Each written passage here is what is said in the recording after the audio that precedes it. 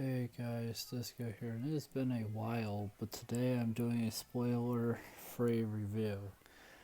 This time of Dune Part 1 from 2021. So I saw this movie literally like today, like a few hours ago is when I finished it.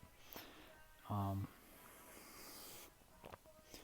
and I'm honestly not sure what to talk about. This movie is very, very story heavy.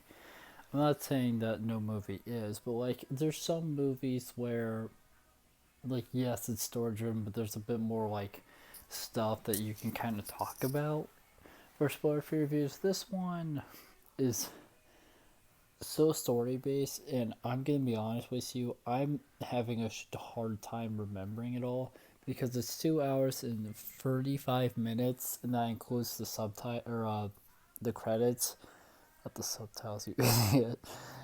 So it's just incredibly long. But basically, let me give you the quick. It's a very good movie though, but let me give you the quick plot summary. So it follows Paul Esterdon. It's on here. It follows Paul, who's Paul Atreides. Yeah, that's right. Esterdon. Yeah, that's his name. I don't even know where I caught that from. I probably pulled it out of my behind. But yeah, Paul Atreides, who is the guy you're currently looking at because of the play trailer thing. Um, Basically, the movie starts with Paul. I forget what he was doing, but it was Paul on his home planet, like with his family. So he is a duke, and then his father is also a duke. From my understanding, archdukes like Franz Ferdinand, do you remember World War One? Or like, from what I'm saying, archdukes are like below actual the normal dukes, or I believe, or something like that. But basically, Paul here is just with his family. His family get in, and his family, and basically, this isn't much of a spoiler. Actually, this isn't really a spoiler. It doesn't happen at all in the movie. It's like mentioned a few times, but that's about it.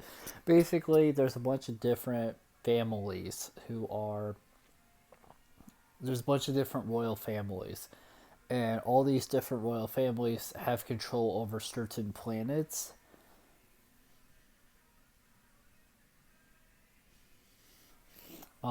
Because the different and so it's kind of like a competition of who's better. Think of it kind of like how in real life, how like in real life when you go over like the like like when you're in history class and it's taught, and you get to like parts where it's like certain like certain different countries will like be fighting each other for like whatever reason, because like one country wants to control the other one and whatnot. And that's basically the same thing. It's just not planets.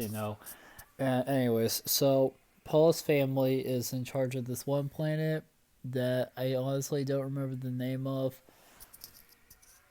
at all. I know it starts with A, but I apologize. It's just this movie is so long. It's so much. It's so long. It's very good, but it's so long. It's hard to keep track of it all. But basically, So Paul's family has this planet, and this planet normally you would probably think doesn't have anything like interesting going on because it's a desert planet. It's literally just a desert planet. That's all that's there. Seemingly, it's just desert. Like at least in there is a part two, and I actually did watch it, so I can get a bit more in depth in part two. Basically, his family owns this planet.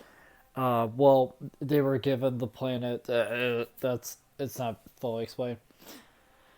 And this planet makes spice. And apparently, um, from my understanding, spice is a incredibly rare and valuable resource. Which is so the Atreides family has some like they're in charge of something that's very important. And so spice, just like in real life, you can put it in food, but in this world, it like prolongs life and it does something else. And just like spice, it seemingly has like some heat to it.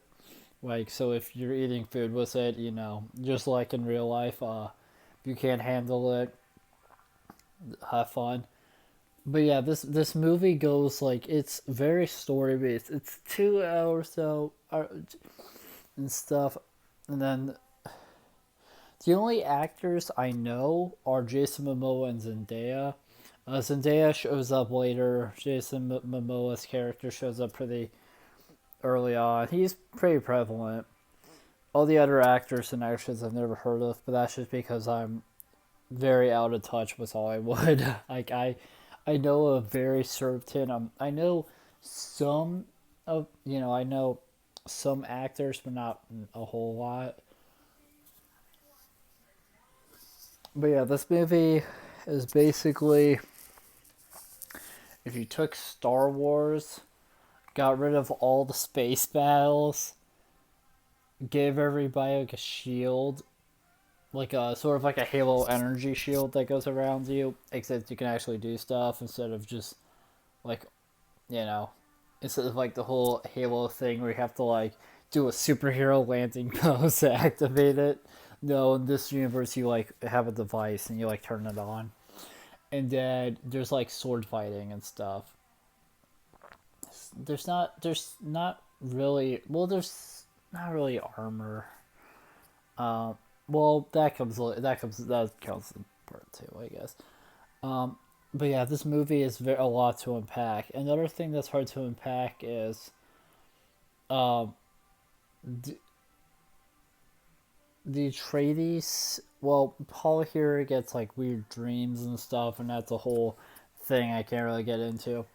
And I don't know if it's just him and his mom or the Atreides family in general, but they have this weird power thing that is utilized quite a bit in both movies where you can this movie it's a bit more powerfully used.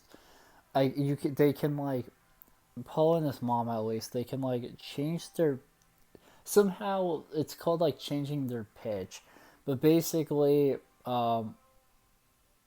they like their voice becomes very deeper, almost demonic sounding, and it's very powerful in this movie because I can't really fully get into it, but like it seems to do more than the first movie, or at least the way they utilize it. It does.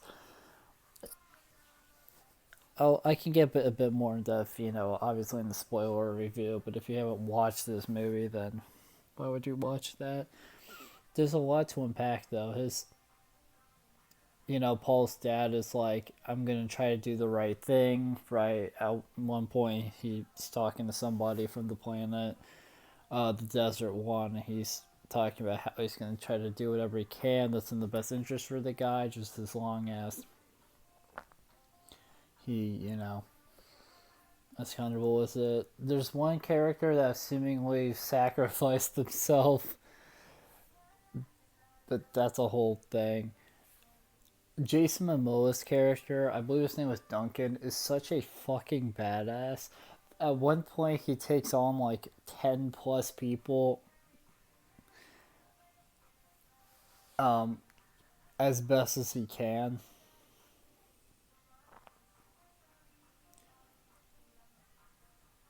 It's a lot to unpack,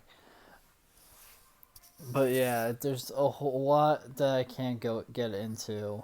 Um, I don't think of what else I could even say. I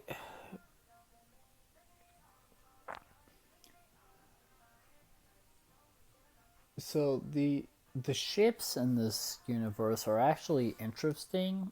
The ships that they show in this movie are really weird. Like, so imagine you took an airplane. So imagine you took an airplane and turned it into an X-wing, and you pretty much have, because like what's weird is, so it's got two sets of like essentially like airplane wings. So there's like two that are like higher up, and then two that are farther down, and they're like kind of towards the middle of the spacecraft, and they're like kind of angled a little bit. And they have a mechanism where the wings can kind of fold inwards, and they go into like sort of, and they like lock in into like the body of the ship, and the ship then will like free fall during that. And at one point in this movie, they show one of these ships with the wings out, like with the wings in the body, and it's got like these little like booster like thruster things that are like propelling it, that are like propelling it upwards, and then eventually the wings come out. I believe they do have. I believe they have weapons. I'm gonna be honest with you. There were so many explosions and flipping things being fired, and like the few in the combat scenes that I honestly don't fully remember. But these ships seem to be nimble, and they seem to be pretty good at like flying around. There's these helicopters. There's these things that are literally helicopters. I mean, literally helicopters. They got the rotary blades. They got the helicopter cockpit. They have the Gatling gun on the side. And there's like a few other crazy ones. There's one that looks like okay, I don't remember if it was part one or part two, but there's one that looks like for those of you who have watched Japanese Godzilla movies, there's one that looks like Super X, which is a thing. I forget which Godzilla movie Super X is in, but there's a thing that kind of looks like that, except unlike Super X, it has to like move. So it's like sort of, so like the quote unquote like stomach of the of the aircraft is like goes up in a shooting missile, and it's like shooting stuff. I think that's two, but I think at least one showed up in part one, but I don't really remember what it did. There's a lot of characters you get introduced here, because you get introduced to Paul and his dad and his mom, Duncan. There's another like teacher s guy that Paul talks to, and I don't remember about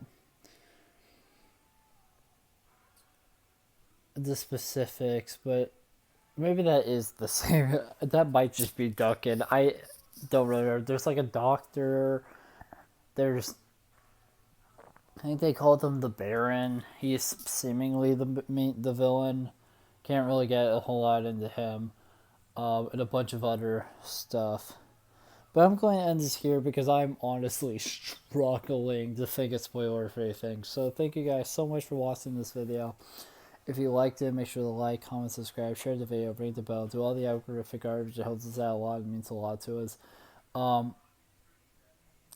Soon, sometimes soon-ish, like in a day or two of this releasing, I will have the part 2 spoiler-free review up. So if you want to watch, so I'd highly recommend you go watch that. If you have watched this movie and you want to see more of my opinions, the spoiler-free review I'll be releasing sometime later in the day that this one gets uploaded. At this part gets uploaded, I'm going to do the same with part 2 as well. But yeah, I hope to see you guys in one of those future videos or any other videos of ours and any future uploads. And I'll see you guys in the next video. Bye. Boo.